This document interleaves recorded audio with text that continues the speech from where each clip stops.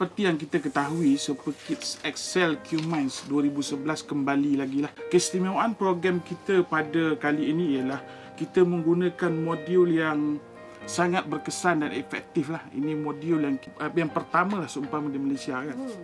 Ya.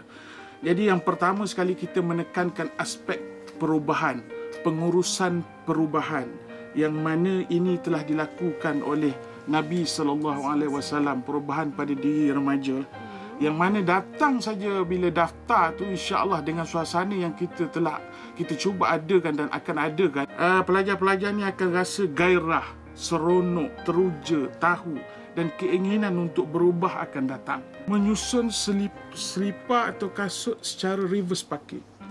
Itu cabaran kita yang pertama.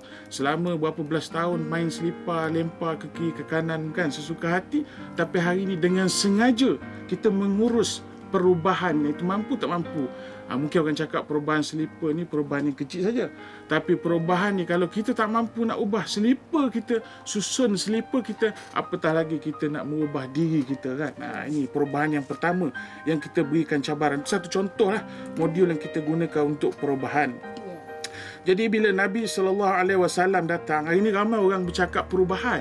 Ramai orang nak mengurus perubahan. Tetapi bila sampai kepada perubahan tu, ramai yang gagal untuk mengaplikasikan perubahan yang sebenar dalam kehidupan. Jadi bila Nabi SAW datang, Nabi SAW bukan gunakan kaedah memusnahkan berhala-berhala, memusnahkan perkara yang tak baik, buang anak sebagainya. Ada juga kan, bunuh anak wanita pada zaman jahiliah. Tetapi Nabi SAW telah berjaya mengubah para sahabat menjadi orang yang paling hebat, orang yang paling cemerlang. Kalau kita baca hari ini kisah-kisah para sahabat ni sangat hebat. Ramai hari ini membentangkan masalah-masalah remaja, masalah dengan Facebooknya, masalah dengan hiburan yang melampau-lampau, masalah dengan pergaulan bebas. Kalau dengan radio IQ, alhamdulillah lah kan. Kemudian yang dengan mengadu ber-SMS 24 jam, tak hiraukan ibu dan bapa. Jadi inilah fokus kita kepada masalah-masalah ini. Jadi hari ini ramai orang berlegar-legar membincangkan masalah ni. Mas juga membincangkan masalah ni, tapi sebenarnya kita kena pergi kepada pokok pangkal dia. Punca kepada masalah ini ialah hati. Jadi kita kena menguruskan hati ni. Hati ni perlu diisi dengan iman yang teguh, melahirkan jati diri yang mantap. Kalau kita orang kata takkanlah kita tanam lalang nak makan durian. Ramai orang ni mempunyai harapan yang besar kan, tapi tanam lalang takkan dapat durian sampai bila-bila pun lah. Jadi kalau kita nak durian, kena tanam durian. Jadi kalau kita biarkan hati kita gelap, kita biarkan hati kita dalam keadaan yang lara, kita takkan dapat benda-benda yang baik lah. Bilik ni gelap, maka saya ambil penyapu nak halau gelap tu.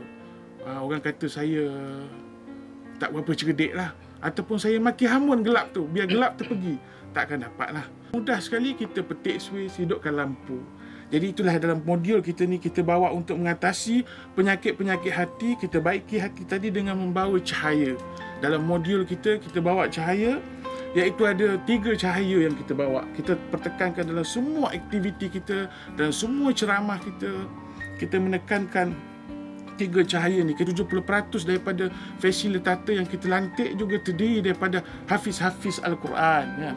Jadi kita gaulkan mereka dengan suasana ini, memperingati satu sama lain. Tapi benda ni dah mati dalam rumah tangga kehidupan orang Islam hari ini. Benda lain habis cerita 10 tahun, tapi perkataan tentang Allah dan akhirat ni telah terlupa. Sedang Quran Allah kata, ya ayyuhallazina amanu taqullaha wa qulu qawlan sadida yuslih lakum a'malakum. Allah berkata orang beriman, Allah berfirman, Allah beritahu apa? Wahai orang beriman, bertakwa kamu kepada Allah. Wa qulu qawlan sadida, berkata dengan perkataan yang betul. Kata Ibnu Abbas dan Ikramah radhiyallahu anhu, dia kata apa itu qawlan sadida, berkata dengan perkataan paling betul tu, berkata tentang la ilaha illallah, berkata tentang membesarkan Allah Subhanahu Wa Taala. Jadi sebab tu kita kena ada suasana macam ni dalam rumah tangga. Jadi sebab tu Imam Ghazali rahmatullah alaih kata ceramah syaran baik-baik dia macam malam tu hujan, esok keliling basah. Tapi hadis Nabi yang kita dengar hari-hari dia macam titik air daripada gunung dia setitik jatuh setiap hari, lama-lama batu jadi lekuk. Begitu juga hati manusia, keras macam mana pun, bila ada dalam rumah ada suasana rahmat, suasana bacaan Quran, hadis. Jadi kerana tu perkara ni kita kena terap dalam rumah, dan ni antara perkara yang kita cerita dalam taklimat ibu bapa lah. Tempat kita ni kita buat di Excel Training and Country Resort. Jadi tempat ni sangat cantik, biasa program korporat, tempat sangat selesa. Kalau pelajar kita akan letak dia punya chalet asrama yang aircon, lepas tu toilet semua dalam tu, orang kata selesa lah. Makan 6 kali sehari, mak dia kata makan 6 kali sehari. Kita umur 9 sehingga 17 tahun. Ada sesi yang kita campur mereka sekali kalau dalam surau.